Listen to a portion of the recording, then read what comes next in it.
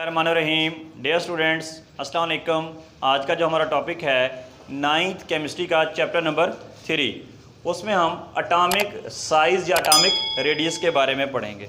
ये हमारा lecture number 6 होगा। इससे पहले हम 5 लेक्चर दे चुके हैं। एटम का साइज़, जैसा कि आपको मालूम है, एटम इतना छोटा है जिसको हम देख नहीं सकते, तो उसकी बाउंड्री को डिफ़ाइन नहीं कर सकते कि भी एटम स्टार्ट कहाँ से हो रहा है और एंड कहाँ पे हो रहा है। तो उसको डिफ़ाइन करना, उसके साइज़ को मुश्किल है। इसलिए अज्यूम किया जाता है कि एटम जो है एक गोल स्फेरिकल शेप में, यानी कोई बॉल की शेप में है, और हम दो एटम्स को बाउंड करके, यानी दो बाउंडेड एटम्स के दरमियान का जो उनका सेंटर होता है, जिसको हम केमिस्ट्री में न्यूक्लियस कहते हैं, उन दो एटम्स के न्यूक्लियस के दरमियानी फासले को मेजर करके उसको फिर 2 पे डिवाइड कर लेते हैं। जो वैल्यू आती है वो उस एटम का एटॉमिक रेडियस कहलाता है। फॉर एग्जांपल, हम पहले एग्जांपल से स्टार्ट करते हैं, फिर डेफिनेशन पे आते हैं। हमारे पास ये एक कार्बन एटम है जिसको हमने सी से शो किया है। ये एक दूसरा कार्बन एटम है जिसको हमने सी से शो किया है। ये दोनों बॉन्डेड हैं, यानी दोनों की बाउंड्रीज जो एक दूसरे को टच कर रही हैं। ये इनका जो सेंटर है, एक्चुअली दिस इज न्यूक्लियस। एक एटम के न्यूक्लियस से लेकर दूसरे एटम के न्यूक्लियस के डिस्टेंस को हमने मेजर कर लिया। अब हमने मैथ में पढ़ा था कि जो एक सर्कल होता है, उसका सेंटर से किसी पॉइंट तक का जो फासला होता है वो रेडियस होता है, आर। बिल्कुल, ये भी एक स्फेरिकल शेप है, तो यहाँ से लेकर यहाँ तक का जो डिस्टेंस है ये आर कहलाता है। इसी तरह ये दूसरा एटम था, उसका भी रेडियस आर। इन दोनों रेडियस को अगर हम जमा करें तो बन जाता है 2r। अब ये जो कार्बन एटम है, इसका दो न्यूक्लियस के दरमियान में, दो न्यूक्लियाई के दरमियान में जो डिस्टेंस है उसको मेजर किया गया, वो 154 पिकोमीटर आता है। इसी 154 को अगर हम, उसने कहा ना हाफ लेना है, हम इसको 2 पे डिवाइड करते हैं तो हमारा आंसर आता है 77। तो कार्बन का ये जो एटॉमिक रेडियस है वो 77 पिकोमीटर आता है। अब हम आते हैं डेफिनेशन की तरफ। The half of the distance, आधा फासला, बिटवीन द न्यूक्लियाई के दरमियान। न्यूक्लियाई और न्यूक्लियस में क्या डिफरेंस है? अगर सिंगल लफ्ज़ बोल रहे हैं आप तो वो न्यूक्लियस कहलाएगा। अगर एक से ज़्यादा न्यूक्लियस आ गए हैं तो इंग्लिश में उसको न्यूक्लियाई पढ़ेंगे, न्यूक्लियसेस नहीं पढ़ेंगे। ये उसकी प्लूरल है, nuclei. So half of the distance, आधा फासला, बिटवीन द न्यूक्लियाई, दो न्यूक्लियाई के दरमियान में। कौन सा न्यूक्लियाई जी? Of the 2 bonded atom. दो बॉन्डेड एटम का बॉन्डेड होना जरूरी है, एक दूसरे के साथ टच हुआ होना जरूरी है। Is referred mean is called as the atomic radius of the atom. उस एटम का उसको रेडियस बोले, क्योंकि वो एटम का रेडियस है तो एटॉमिक रेडियस कह देंगे, या इसको हम एटम का साइज भी बोलते हैं। Half of the distance between the nuclei of 2 bonded atom is called atomic radius. Example को हम पहले डिस्कस कर चुके हैं, लेकिन आपने लिखनी कैसे वो भी बता देते हैं। Example, the distance between nuclei of 2 carbon atom in its elemental form is 154। इनके दरमियान में, इनके दो कार्बन एटम है, इन दो कार्बन एटम के दो न्यूक्लियस के दरमियान में जो डिस्टेंस है बेटे वो कितना है जी? 154 पिकोमीटर। अगर हम इसका हाफ ले लें, हाफ मीन 2 पे डिवाइड कर दें, 154 को हमने 2 पे डिवाइड किया तो 77 आ गया। It means it's half will be 77। ये पीएम से क्या मुराद है? ये इसका यूनिट है, picometre. P for pico, M for metre. Is radius of the carbon atom. इसकी इस तरह डायग्राम भी बनाएंगे। नेक्स्ट इसके यूनिट्स पे आ जाएं। Units of atomic radius is picometre. Picometre क्या होता है? 10 की पावर -12 को आप क्या पढ़ते हैं जी? फिजिक्स में पढ़ा होगा, पिको। इसी तरह आपने 10 की पावर जो -6 है उसको क्या पढ़ते हैं? माइक्रो। इसी तरह 10 की पावर जो -9 है उसको क्या पढ़ते हैं? नैनो। तो इसी तरह जो हमारा 10 की पावर -12 है उसको आप पिको पढ़ेंगे, और उसका हमने सिर्फ पी लिखेंगे, और एम फॉर मीटर यानी पिको मीटर। तो अगर एग्जाम में ये पूछ लिया जाए कि what is the unit for the atomic radius और atomic size, you will say that pico metre. जी अगर एग्जाम में बाज़ का शार्ट क्वेश्चन के तौर पर आता है जी डिफाइन एटॉमिक साइज और रेडियस, तो आप सिर्फ यही डेफिनेशन लिखेंगे। अगर वो गिव एग्जाम्पल कह दे तो साथ एग्जाम्पल दे देंगे, साथ इसके डायग्राम लाजमी बना दें। ये डायग्राम से ज़्यादा बेहतर एक्सप्लेन होता है। लेकिन बाज़ का यही जो क्वेश्चन है एग्ज़ाम में, इसके ट्रेंड्स पूछ लिए जाते हैं। ट्रेंड से क्या मुराद है? ट्रेंड से मुराद ये है कि जो हमारी पीरियोडिक टेबल है उसमें एटम का साइज़ पीरियड के लॉन्ग बढ़ता है या घटता है। इसी तरह ग्रुप में टॉप से बॉटम की तरफ जाते हुए इसमें क्या तब्दीली आती है, क्या बढ़ता है या कम होता है और क्यों ऐसा होता है, इस चीज़ को ट्रेंड्स करते हैं। तो हम इस ट्रेंड के बारे में पढ़ते हैं। सबसे पहले हम पढ़ेंगे trends of atomic radius and atomic size in the period, के पीरियड के अंदर क्या तब्दीली रूनमा होती है एटम के साइज़ के हवाले से। पहली बात तो ये, हम जनरली उसका आंसर देते हैं द एटॉमिक रेडियाई। अच्छा, यहाँ भी ऊपर जो लफ्ज़ रेडियस है यहाँ रेडियाई है, यहाँ भी वही मामला है। अगर एक रेडियस की बात कर रहे हैं तो वो सिंगल रेडियस बोला जाएगा। अगर हम उसका प्लूरल लिखेंगे यानी जमा या एक से ज़्यादा होंगे तो वो रेडियाई कहलाएंगे। क्या कहलाएंगे? रेडियाई। तो एटॉमिक रेडियाई ग्रेजुअली, आहिस्ता आहिस्ता डिक्रीज़ होते हैं from left to right. Periodic table में लेफ़्ट से राइट की तरफ जाते हुए एटम का साइज़ रिड्यूस होता है, डिक्रीज़ होता है from left to right in a period. General अगर ये क्वेश्चन आ जाए कि what is the trend of atomic size in the period, आप जस्ट यही एक लाइन लिखेंगे, the atomic radii gradually decreases from left to right. किस में? इन अ पीरियड, यानी पीरियड में बाएं से दाएं तरफ जाते हुए एटम का साइज कम होता है। अब अगला सवाल यह आ सकता है, अगर यूं आ जाए वाई इट डिक्रीजेस, क्यों कम होता है, क्या वजह इसकी? अब हम इसको डिस्कस करते हैं। रीज़न ये है जी, कहते हैं it is because with the increase of atomic number, atomic number के बढ़ने के साथ साथ the effective nuclear charge increases. Atomic number कैसे बढ़ता है? मिसाल के तौर पर ये हमारे पास सेकेंड पीरियड है, इसमें देखें लिथियम का एटॉमिक नंबर 3 है, बेरिलियम का 4 है, बोरॉन का 5 है, कार्बन का 6 है, नाइट्रोजन का 7 है, ऑक्सीजन का 8 है, फ्लोरीन का 9 है, नियोन का 10। आप देखें ग्रेजुअली इंक्रीज हो रहा है एटॉमिक नंबर। अच्छा, एटॉमिक नंबर इंक्रीज होने का मतलब क्या है? उसमें एक प्रोटॉन का इजाफा हो रहा है। हमने एटॉमिक नंबर की क्या डेफिनेशन पढ़ी थी? The number of protons present in the nucleus. अगर यहाँ लिथियम का एटॉमिक नंबर 3 है तो इसका मतलब है इसके न्यूक्लियस में 3 प्रोटॉन है।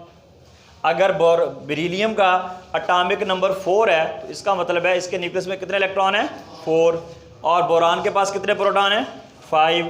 कार्बन के पास, नाइट्रोजन के पास, ऑक्सीजन के पास 8, फ्लोरीन के पास 9, नियोन के पास 10। हम देखते हैं पीरियड में लेफ़्ट से राइट की तरफ जाते हुए एक एक प्रोटॉन का इजाफा हो रहा है। प्रोटॉन में इजाफे का मतलब ये है उसके एटॉमिक नंबर में इजाफा हो रहा है।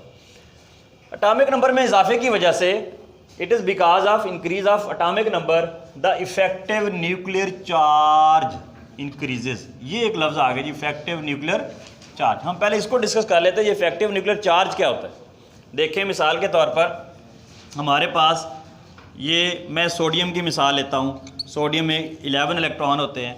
ये सोडियम का न्यूक्लियस हो गया, ये उसका पहला यानी के शेल हो गया, और ये उसका दूसरा शेल, एक उसमें 8 इलेक्ट्रॉन होते हैं, 2, 3, 4, 5, 6, 7, 8। ये हमारा के शेल, ये एल, और एक इलेक्ट्रॉन बच गया, उसको हम आउटर मोस्ट शेल में यहाँ, यानी इसके अगर इलेक्ट्रॉनिक कन्फिग्रेशन लिखें तो 2, 8, 1 होती है, यानी के में 2 इलेक्ट्रॉन, एल में 8 और एम में 1 इलेक्ट्रॉन।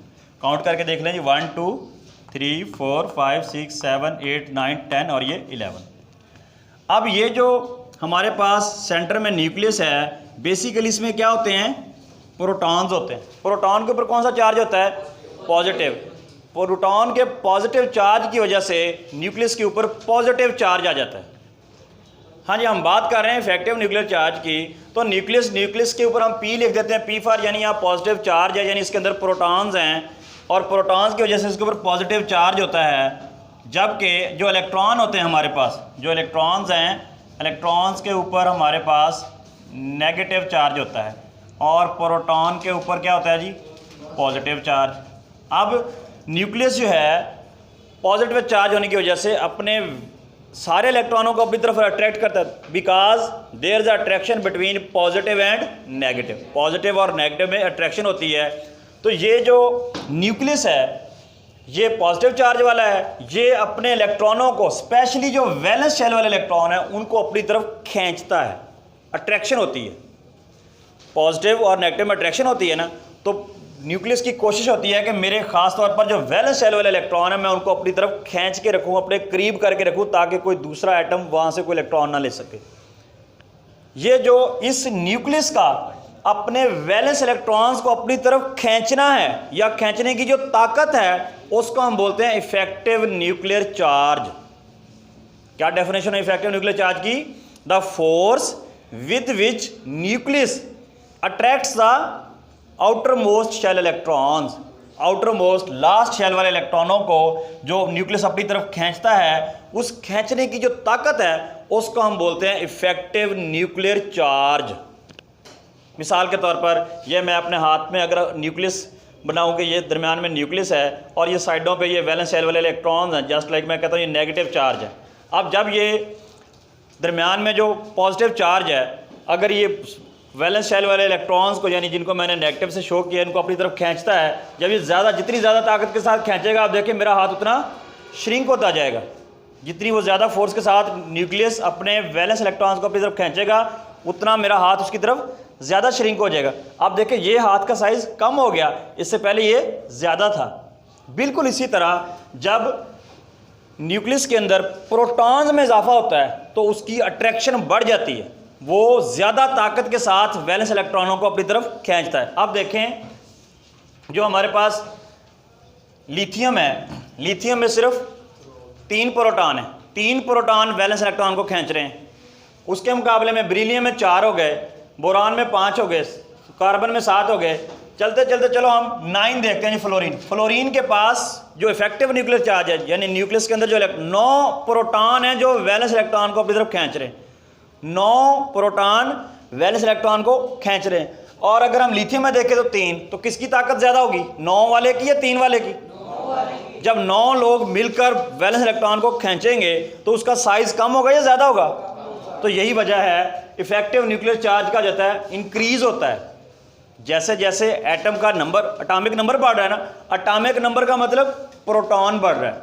जितने प्रोटॉन बढ़ते जाएंगे लेफ्ट से राइट की तरफ, उतना इफेक्टिव न्यूक्लियर चार्ज बढ़ता जाएगा। जितना बढ़ता जाएगा उतना एटम का साइज क्या होता जाएगा, श्रिंक होता जाएगा, कॉन्ट्रैक्ट होता जाएगा, सिकुड़ता जाएगा। Effective nuclear charge increases gradually because, क्यों ऐसा हो रहा है? Addition of more and more protons. Effective nuclear charge में इजाफा क्यों हो रहा है? क्योंकि उसमें नए नए प्रोटॉन ऐड हो रहे हैं। भाई जहां एक दुश्मन का मुकाबला 4 फौजी कर रहे हैं, वहां अगर 8 फौजी हो जाएं तो वो ज़्यादा ताकत के साथ उनके साथ लड़ाई करेंगे। बिल्कुल ऐसे ही इफेक्टिव न्यूक्लियर चार्ज इंक्रीज हो जाता है ग्रेजुअली, आहिस्ता आहिस्ता, बिकॉज क्योंकि addition of more and more proton in the nucleus, nucleus के अंदर ज़्यादा से ज़्यादा इलेक्ट्रॉन आ रहे हैं। जब हम पीरियड की बात करते हैं, देखें यहाँ पर 3 प्रोटॉन थे, यहाँ 4 हो गए, बोरान में 5 हो गए, कार्बन में 6 हो गए, नाइट्रोजन में 7 हो गए, ऑक्सीजन में 8 हो गए। जैसे जैसे आप लेफ्ट से राइट की तरफ चलते जाते हैं, नंबर ऑफ प्रोटॉन्स में इजाफा होता जाता है। नंबर ऑफ प्रोटॉन में इजाफे का मतलब ये है इफेक्टिव न्यूक्लियर चार्ज बढ़ रहा है। जब इफेक्टिव न्यूक्लियर चार्ज ज़्यादा बढ़ेगा तो वो ज़्यादा ताकत, ज़्यादा फोर्स, ज़्यादा अट्रैक्शन के साथ अपने वैलेंस इलेक्ट्रॉन्स को अपनी तरफ खींचेगा। जब वो खींचेगा तो वैलेंस शेल और ज़्यादा उसके करीब हो जाएगा, जिसकी वजह से एटम का साइज रिड्यूस होना शुरू हो जाता है। This is the reason this nuclear force, वो जो अब इफेक्टिव न्यूक्लियर चार्ज को उसने न्यूक्लियर फोर्स कह दिया क्योंकि वो न्यूक्लियस की फोर्स बन गई ना खींचने की।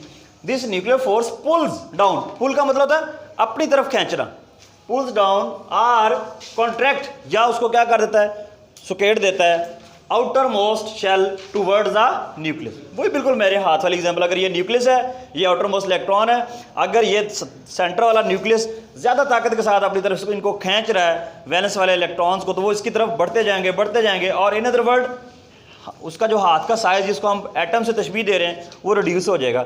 इस तरह एटम का साइज़ लेफ़्ट से राइट की तरफ डिक्रीज़ होता है। ये रीज़न है कि एटम का साइज़ क्यों डिक्रीज़ होता है। एग्जाम्पल क्या लिखेंगे, एटॉमिक साइज इन पीरियड 2, जो सेकंड पीरियड है, डिक्रीज होता है। देखिए लिथियम में कितना था, 152 पिकोमीटर। जब हम पीरियड का स्टार्ट लेते हैं, लिथियम था उसमें 152 था, लेकिन बेरिलियम का 113 हो गया, बोरॉन का 88 हो गया, कार्बन का 77 हो गया, नाइट्रोजन का 75 हो गया। ऑक्सीजन का 73 हो गया, फ्लोरीन का 71 हो गया और नियॉन का 69 हो गया, 69 पिकोमीटर। स्टार्ट कहाँ से हुआ था? 152 से, और एंड कहाँ पे हो रहा है? 69, यानी कम होता जा रहा है। ये जो हमने ये सर्कल शो किए हैं, ये देखें 152 आपको बड़ा साइज नज़र आ रहा है, बड़ा, फिर कम होता होता होता होता बिल्कुल वो मिन्यूट सा हो गया। ये जो सर्कल शो किए गए हैं ना, एक्चुअली एटम के साइज़ को शो करने के लिए उसकी डायग्राम सी बनाई गई है कि यहाँ पर साइज़ बहुत बड़ा है, यानी लिथियम का साइज़ बड़ा था, नियॉन का साइज़ कम हो गया। रीज़न, इफेक्टिव न्यूक्लियर चार्ज बढ़ गया। इफेक्टिव न्यूक्लियर चार्ज कैसे बढ़ा? नंबर ऑफ प्रोटॉन्स बढ़े। नंबर ऑफ प्रोटॉन ने क्या बढ़ाई? Nuclear force. ज़्यादा न्यूक्लियर फोर्स ने ज़्यादा अट्रैक्शन के साथ, ज़्यादा फोर्स के साथ वैलेंस इलेक्ट्रॉन्स को अपनी तरफ खींचा। जितना ज़्यादा खींचेगा उतना एटम का साइज़ कम हो जाएगा। इस तरह पीरियड के अंदर लेफ्ट से राइट की तरफ जाते हुए एटम का साइज़ रिड्यूस हो जाता है। क्लियर?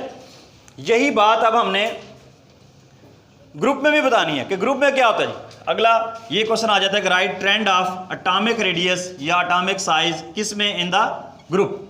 ग्रुप में टॉप से बॉटम की तरफ एटम के साइज में क्या इजाफा होता है या कमी होती है, इसको क्या कहेंगे जी? ये इसको बोला जाता है ट्रेंड। हम कहते हैं जी atomic radii increases from top to bottom. उसमें क्या था? डिक्रीजेज। इसमें क्या होगा? ये उलट चलेंगे। जितने भी आगे ट्रेंड आएंगे ना, अगर ग्रुप में एक चीज़ इंक्रीज हो रही है तो पीरियड में वो डिक्रीज हो रही होगी, एक दूसरे को उलट हो। यहाँ पीरियड के अंदर एटम का साइज डिक्रीज हुआ है, लेकिन ग्रुप में कह रहा है इंक्रीज हो रहा है। ये क्या बात हुई जी? The atomic radii increases from top to bottom in a group. अगर सिर्फ ये क्वेश्चन आ जाए कि what is trend of atomic radius in a group, आप सिर्फ यही आंसर लिखेंगे the atomic radii increases from top to bottom. ये मेंशन करना जरूरी होता है। ग्रुप में हमेशा लफ्ज हम टॉप टू बॉटम की बात किया करेंगे, पीरियड में हम लेफ्ट टू राइट की बात किया करेंगे। अगर तो आ जाए यही कि what is trend of atomic radii in the group, आप लिखेंगे the atomic radii increases from top to bottom in a group. बस इसके आपके फुल मार्क्स में। लेकिन अगर आ जाए वाई, इसका मतलब रीजन पूछ रहा है, वजह, ऐसा क्यों होता है, क्यों साइज बढ़ता है जबकि पीरियड में तो कम हो रहा था। हम देखते हैं जी रीजन। अब इसकी कहता था number of shells increases in the successive elements. जैसे जैसे हम टॉप से बॉटम की तरफ जाते हैं, मैं आपको इसकी थोड़ा सा एक डायग्राम बना के दिखाता हूँ कि एटम का साइज। सपोज हमारे पास पहला जो है हाइड्रोजन है, लेट्स सपोज ये। उसके बाद हाइड्रोजन के बाद जो हमारे पास होता है लिथियम। लिथियम का एटॉमिक नंबर 3 है। इसके पहले शेल में 2 इलेक्ट्रॉन और दूसरे में 1। फिर आ गया जी सोडियम, इसके 11 होते हैं। पहले शेल में 2 इलेक्ट्रॉन, दूसरे में 8, 1 2 3 4 5 6 7 8 और एक आखिरी में 1 आ जाएगा। अब इसमें जो है सिर्फ के शेल इस्तेमाल हुआ, इसमें के और एल भी आ गया, इसमें के एल और एम। तो अगर आप गौर करें ज़रा, यहाँ पे एटम ग्रुप की बात कर रहे हैं। ये एक पहला ग्रुप है, पहले ग्रुप के मैंने एलिमेंट्स लिखे हैं, हाइड्रोजन, लिथियम, सोडियम, आगे potassium, rubidium, caesium, francium and so on आएगा। अगर बेटा हम गौर करें तो पहले एक एलिमेंट के बाद जो दूसरा एलिमेंट है उसमें एक शेल का इजाफा हो गया है। किसका इजाफा हो गया है? देखें, पहले में सिर्फ क्या था? सिर्फ के शेल था। जब हम दूसरे एलिमेंट पे गए तो एक और उसमें शेल ऐड हो गया, के बाद एल आ गया। उससे आगे गए तो एक और शेल आ गया, के एल एम। इसी तरह अगर हम पोटाशियम पे जाएंगे उसमें एन आ जाएगा, उससे आगे रुबिडियम पे जाएं तो ओ आ जाएगा। यानी जैसे जैसे हम टॉप से बॉटम, ऊपर से नीचे की तरफ ग्रुप पे जाते हैं तो हर एलिमेंट जब नया आता है तो उसमें एक शेल का इजाफा हो जाता है। पीरियड में सिर्फ एक प्रोटॉन का इजाफा हो रहा था। याद रखिएगा पीरियड में शेल सेम रहता है। पूरे पीरियोडिक टेबल का जो एक ग्रुप, जब आप पीरियड की बात करते हैं तो उसमें नंबर ऑफ शेल सेम रहते हैं, शेल चेंज नहीं होता। ग्रुप में क्या हो रहा है? हर नया जब एलिमेंट आता है उससे अगला ग्रुप में टॉप से बॉटम की तरफ जाते हुए एक शेल का इजाफा हो जाता है। क्या हो जाता है जी? एक शेल का इजाफा हो जाता है। देख लें, हाइड्रोजन का 1 शेल था, लिथियम के 2 आ गए, सोडियम के 3 हो गए। अब ये वो बात करने लगा है the number of shells increases. Shell increase हो जाते हैं इन द सक्सेसिव एलिमेंट्स। उसके अच्छा जी, शेल के बढ़ने से क्या हो जाता है? शेल में अगर इजाफा हो रहा है तो होता रहे। वो कहता है जी शेल के बढ़ने से the distance between the nucleus and the valence shell increases. जैसे जैसे शेल बढ़ता है, न्यूक्लियस और वैलेंस इलेक्ट्रॉन यानी वैलेंस शेल इलेक्ट्रॉन्स के दरमियान में फासला बढ़ना शुरू हो जाता है। दूरी बढ़ना शुरू हो जाती। देख लें आप, यहाँ देखें, अगर हम ये शेल के न्यूक्लियस के बिल्कुल करीब था, यहाँ थोड़ा सा फासला था, यहाँ और ज़्यादा हो गया वैलेंस शेल का, और यहाँ देखें तो ये न्यूक्लियस है और इसका ये डिस्टेंस दूर हो गया, यानी वैलेंस इलेक्ट्रॉन जैसे जैसे एक शेल का इजाफा होगा, देखें हाइड्रोजन है तो इतना है, लिथियम है तो इतना हुआ, सोडियम है तो इतना हो गया, पोटाशियम है तो इतना हो गया, रुबीडियम है तो इतना हुआ, सीजियम है तो इतना हुआ, फ्रांशियम हुआ तो इतना हो गया। एटम का साइज़ क्या हो गया? इंक्रीज हो गया। जिससे जैसे एटम का साइज इंक्रीज हो रहा है, वैलेंस इलेक्ट्रॉन न्यूक्लियस से क्या हो रहा है? दूर हो रहा है। अब दूर वाले इलेक्ट्रॉन्स को न्यूक्लियस उस पावर के साथ नहीं अट्रैक्ट कर सकेगा जितना कि वो पहले कर रहा था। मिसाल के तौर पर मैं एग्जांपल दिया करता हूं कि भी जो एक स्टूडेंट जो है बिल्कुल टीचर के करीब बैठा है, वो उसको टीचर की आवाज़ भी समझ आ रही है, बात भी समझ आ रही है। जैसे जैसे जितना एक स्टूडेंट टीचर से दूर होगा, एंड पर होगा, उसकी तवज्जो या हो सकता है उसको बोर्ड कम दिखाई दे रहा हो, वो कंसंट्रेशन नहीं होगी जो करीब बैठने वाले को होगी। तो जैसे जैसे वो वैलेंस इलेक्ट्रॉन हमारा दूर होता जाएगा, दूर क्यों हुआ? दरम्यान में इनर शेल आ गए, उन शेल्स की वजह से उसको खींचने की जो ताकत थी, यानी आपके न्यूक्लियस की वैलेंस इलेक्ट्रॉन्स को खींचने की ताकत कमज़ोर पड़ जाती है। क्या हो जाती है? वीक हो जाती है। यानी दूसरे लफ्ज़ों में इफेक्टिव न्यूक्लियर चार्ज वीक हो जाता है, जिसको हमने इफेक्टिव न्यूक्लियर चार्ज की डेफिनेशन क्या की थी? The force with which nucleus attracts the valence shell electrons towards itself. वो ताकत, वो कुव्वत जिसके साथ न्यूक्लियस वैलेंस शेल वाले इलेक्ट्रॉनों को अपनी तरफ खींचता है, वो फोर्स क्या कहलाती है? Effective nuclear charge. अब जब एटम का साइज बड़ा हो गया तो इफेक्टिव न्यूक्लियर चार्ज कम हो गया, यानी वो वैलेंस इलेक्ट्रॉनों को उतनी ताकत के साथ नहीं खींच सकेगा जितना कि वो जैसे हाइड्रोजन में खींच रहा था, जैसे लिथियम में। अब इसकी वजह से जब फोर्स कम होती है तो एटम का साइज बढ़ना शुरू हो जाता है, ज़ाहिर शेल का भी इजाफा हो रहा है और इफेक्टिव न्यूक्लियर चार्ज भी कम हुआ। पीरियड में क्या हुआ था? इफेक्टिव न्यूक्लियर चार्ज बढ़ने लग गया था, जिसकी वजह से एटम जो श्रिंक होना शुरू हो गया था, कॉन्ट्रैक्ट होना शुरू हो गया था, सिकुड़ना शुरू हो गया था। यहाँ वो फोर्स कमज़ोर पड़ रही है स्टेप बाय स्टेप, जिसकी वजह से एटम का साइज टॉप से बॉटम क्या होना शुरू हो जाता है? इजाफा होना शुरू होता है। कैसे इजाफा होता है जी? Distance between the nucleus and valence shell increases, the effective nuclear charge ये क्या हो जाता है बेचारा? डिक्रीज हो जाता है। एंड अटॉमिक साइज क्या हो जाता है जी? इंक्रीज हो जाता है। एग्जाम्पल ये है, atomic size in group first में इंक्रीज होते, लिथियम में 152 था, जब हम उस ग्रुप के एंड पे बॉटम पे पहुंचते हैं तो सीजियम का 265 पिकोमीटर हो चुका होता है। इसका मतलब है टॉप से बॉटम की तरफ क्या हो रहा है? इंक्रीज हो रहा है। यहाँ देखें, ये हम आपके फर्स्ट ग्रुप का दिया गया है, यहाँ एक लिथियम था, लिथियम का एटॉमिक नंबर 3, इसका जो है 152 पिकोमीटर। हम सोडियम पे गए 186 पिकोमीटर, पोटाशियम का 227 पिकोमीटर, रुबीडियम का 248 पिकोमीटर एंड सीजियम का 265। अगर हम देखें तो टॉप से बॉटम की तरफ क्या हो रहा है जी? इंक्रीज हो रहा है। सो हम कहेंगे कि एटॉमिक का जो साइज है या एटॉमिक रेडियस जो है ग्रुप में टॉप से बॉटम की तरफ इंक्रीज हो। अब हम इसको आपको बुक से भी थोड़ा सा स्टडी करवा देते हैं। अब एट दी एंड कुछ स्टूडेंट्स का ये क्वेश्चन है कि सर जी आप टॉपिक तो बोर्ड पे क्लियर करवा देते हैं, लेकिन जब हम बुक से रीडिंग करते हैं तो कुछ ऐसे वर्ड्स, कुछ ऐसी लाइंस आ जाती हैं जिनके हमें मीनिंग का अंदाज़ा नहीं होता, तो आप उसकी रीडिंग भी करवा दिएगा। आइए हम ज़रा इसकी रीडिंग भी करके देख लेते हैं। ये आपकी बुक का पेज नंबर 51 है, टॉपिक है जी atomic size and atomic radius. कहता है एज वी नो दैट, जैसा कि हम जानते हैं, atoms are very small, atom बहुत छोटे होते हैं, and don't have defined boundaries that fix their size, और उनकी कोई बाउंड्री फिक्स नहीं है जिसकी वजह से हम उनके साइज को फिक्स करने की बात कर सके। सो इट इज़ डिफ़िकल्ट, ये बड़ा मुश्किल है, to measure the size of an atom, किसी एटम का साइज को मैयर किया जा सके, यानी उसकी पामैश की जा सके। Therefore the common method to determine the size of an atom is to assume the atoms are sphere. तो फिर आम जो कॉमन एक तरीका जो है उसका साइज मालूम करने का लिया जाता है वो ये है कि हम एटम्स को एक स्फीयर यानी गोल कोई बॉल जैसी शेप में तस्वर करते हैं। When they lie close to each other, जब वो एक दूसरे के क्या आते हैं? करीब आते हैं। दे टच ईच अदर, वो एक दूसरे को टच करते हैं। Half of the distance between the, ये वाली डेफिनेशन है इसकी, half of the distance between the nuclei, nuclei के दरमियान में जो आधा फासला है ऑफ टू बॉन्डेड एटम, दो जुड़े हुए एटम्स का, is referred as atomic radius. उसको हम क्या बोलेंगे? इसको एटॉमिक रेडियस। रेफर्ड की जगह आप इज कॉल्ड भी लगा सकते हैं। For example the distance between the nuclei of two carbon atom in its elemental form is 154 picometre. Example के तौर पर कहता है जी जो दो कार्बन एटम के दरमियान में जो फासला है वो कितना है 154 पिकोमीटर है। और अगर हम इसका हाफ लें, it's half is 77 picometer and radius of carbon become 77 picometer. Next line दी गई है, कहता है when we move from left to right. अब ये कोई ट्रेंड्स की बात है, यहाँ तो हमने उसकी हेडिंग दे के लिखा है, यहाँ उसने जनरली लिखा है when we move from left to right in a period although atomic number increase, atomic number तो बढ़ता है, yet the size of atom decrease gradually.